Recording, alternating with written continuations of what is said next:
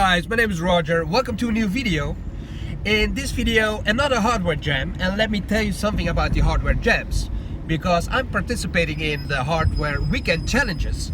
So, which means that you got the weekend to prepare a hardware jam. And as you know, I'm pretty into much hardware. I don't use any computers for making my music. So this group from Facebook is a very nice group, Hardware Jams. Oh, my wife is killing me for driving her car and meanwhile videoing this. Anyway, the weekend challenge is very easy. How does it work? Well, on Friday they give a challenge to do, and then you got the weekend to prepare your music, and then on Monday we have a live stream with all the participants.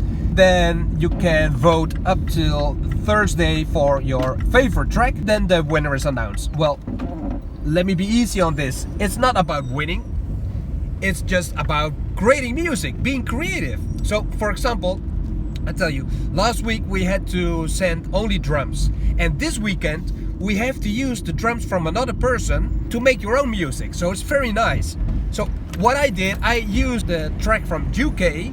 I will put it down here in the description, and this is what I made of it. So let's take a listen. So remember, hardware jams, weekend challenges, very nice, being creative with hardware. Guys, take a listen. Thank you.